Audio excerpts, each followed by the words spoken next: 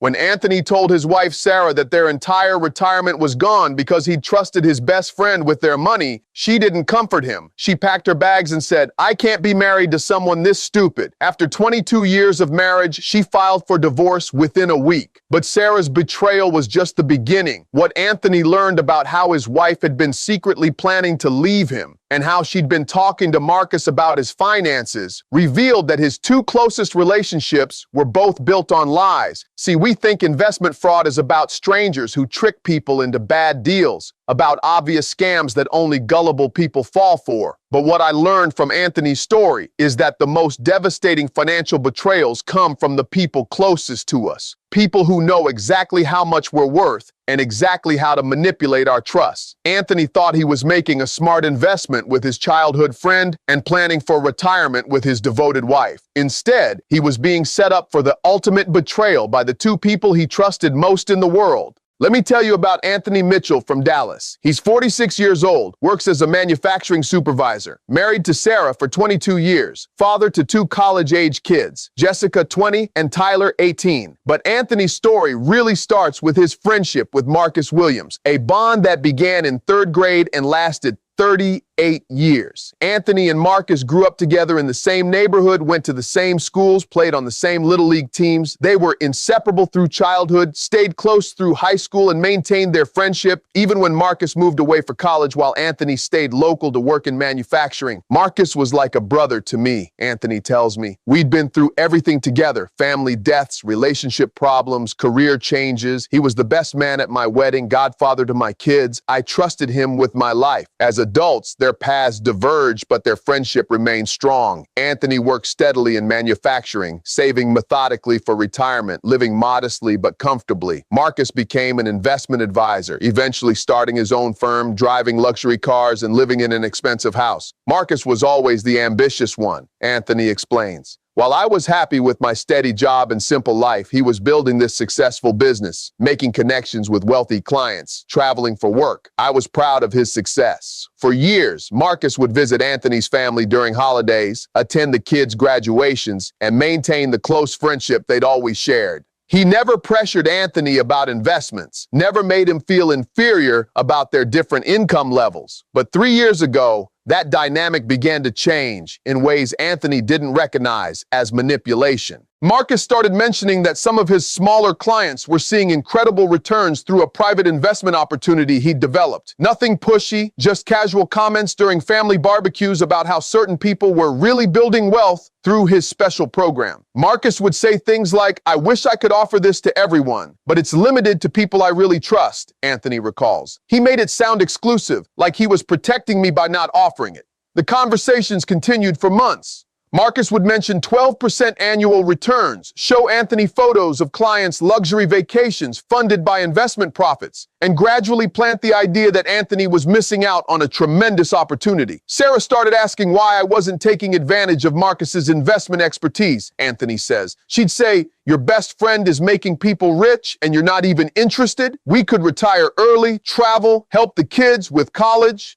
Finally, Anthony asked Marcus about the investment opportunity. Marcus seemed reluctant, claiming he was protective of his inner circle of investors, but eventually agreed to include Anthony in his private fund. "Marcus made me feel like he was doing me a huge favor," Anthony explains. "He said I'd need to invest at least $100,000 to make it worthwhile, and that the returns were so good I should consider investing more if I wanted to maximize the opportunity." Anthony started with $100,000 from his 401k. When he received a $12,000 return after the first year, exactly as promised, he was convinced Marcus was a financial genius. "That first return check felt like validation," Anthony says. "Marcus wasn't just my friend. He was the key to my family's financial future." Encouraged by the first year's returns and pressure from Sarah to invest more aggressively, Anthony began moving larger amounts of money into Marcus's fund. Over 2 years, he invested his entire 401k, his IRA, and eventually took a second mortgage on his house to access even more capital. Sarah kept saying we were being too conservative, Anthony recalls. She'd calculated that if we could get 12% returns on $400,000, we could retire in 10 years instead of 20. The math seemed perfect. Marcus welcomed each new investment with gratitude and promises of continued success. He sent quarterly statements showing steady growth, invited Anthony to investor meetings at expensive restaurants, and treated him like a valued partner rather than just a client. I felt like I was finally playing in the big leagues, Anthony says. Instead of just saving money slowly, I was building wealth actively.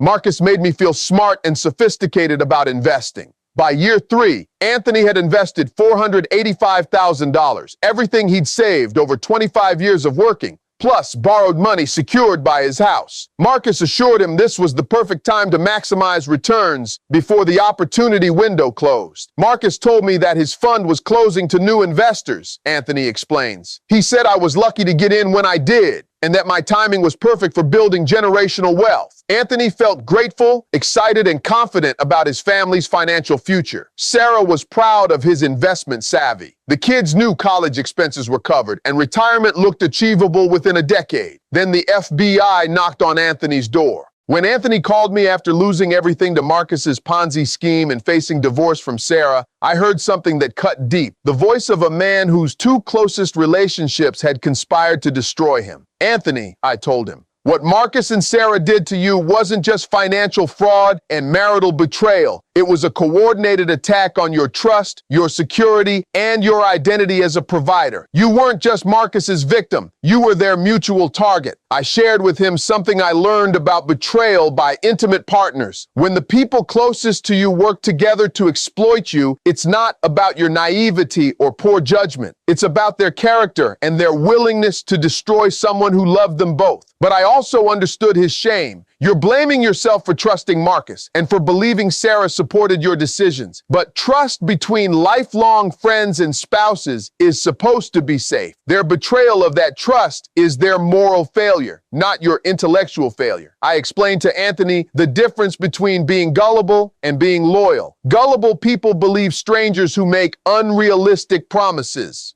Loyal people trust friends and spouses who have earned that trust over decades.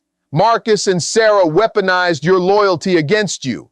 Anthony asked me how he could possibly rebuild his life when the 2 people he'd trusted most had worked together to destroy him. I told him, you rebuild by understanding that their capacity for betrayal says nothing about your capacity for judgment, love, or success. They destroyed your finances, not your character. Over the next year, Anthony and I worked together on what I call betrayal recovery and financial rebuilding. Healing from intimate partner fraud while creating new financial security. First, we address the complex trauma of dual betrayal. You're not just processing financial loss, you're processing the discovery that your best friend and your wife were both capable of destroying you for money. That level of betrayal requires specialized healing. Anthony started working with a therapist who specialized in betrayal trauma while also joining support groups for fraud victims. Second, we focused on practical financial recovery. At 46, you have 20+ working years to rebuild retirement savings. You lost money, not time. Your earning potential and ability to save are still intact. Anthony worked with a financial planner to create a realistic recovery timeline and to understand how to rebuild retirement security through legitimate investments. Third, we processed the social aftermath. Some people will blame you for trusting Marcus, just like Sarah did. But the people worth keeping in your life will understand that friendship fraud is about the fraudster's character, not the victim's intelligence. 18 months after losing everything, Anthony achieved something he thought was impossible. He felt stronger and more secure than he had before the fraud. I realized that Marcus and Sarah had been manipulating me for years in ways I hadn't recognized, Anthony explains. Losing them was actually liberation from relationships that were built on exploitation. The breakthrough came when Anthony received a settlement from Marcus's bankruptcy proceedings and insurance claims. While he only recovered about 30% of his losses, the money gave him a foundation for rebuilding.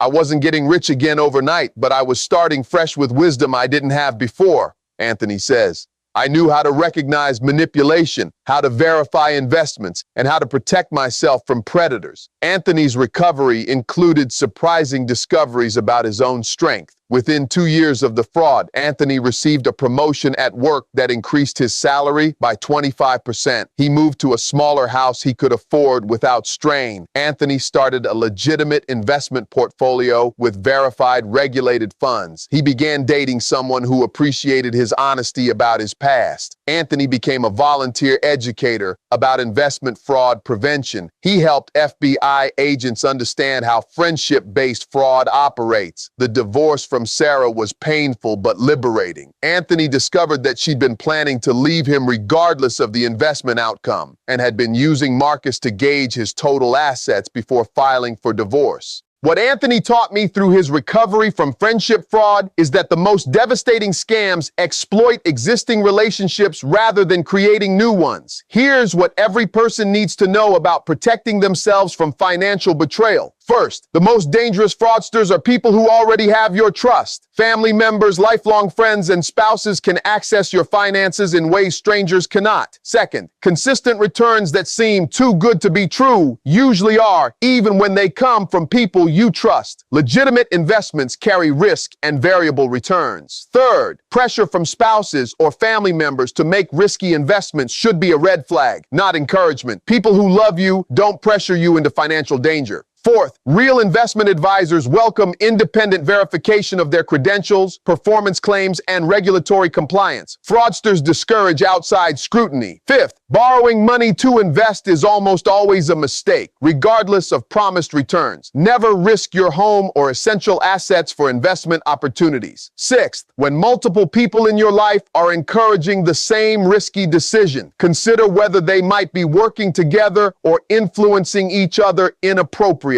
Seventh, your worth as a person is not determined by your investment choices or financial losses. Character is measured by how you treat others, not by how others treat you. Eighth, financial recovery is possible at any age if you focus on earning, saving consistently, and making conservative investment choices with verified professionals. If you're facing financial betrayal right now, remember what Anthony learned. The people who exploit your trust reveal their character, not your weakness. You can rebuild your finances, but they will carry the consequences of their betrayals into every future relationship. Anthony lost $485,000 and a 22-year marriage, but he gained clarity about who deserved his trust and what real relationships look like. Marcus is in federal prison, Sarah married someone else and is already having financial problems, but Anthony is building genuine wealth through legitimate means. The money Marcus stole is gone, but Anthony's ability to earn, save, and invest wisely is stronger than ever. He learned to distinguish between people who want to help him build wealth and people who want to help themselves to his wealth. That's not just surviving financial fraud. That's becoming fraud-proof. Remember this, your financial security doesn't depend on finding the perfect investment opportunity. It depends on making consistent, wise choices with people who have verified credentials and transparent practices. Anthony learned what everyone facing financial decisions needs to learn. The best investment strategy is boring, legitimate, and doesn't require you to trust friends with your life savings. Y'all remember that. Real friends don't ask for your retirement money, and real spouses don't abandon you when you make mistakes. The people who do both were never really on your team to begin with. When betrayal reveals people's true character, you get to choose better people for your future. That choice is worth more than any investment return.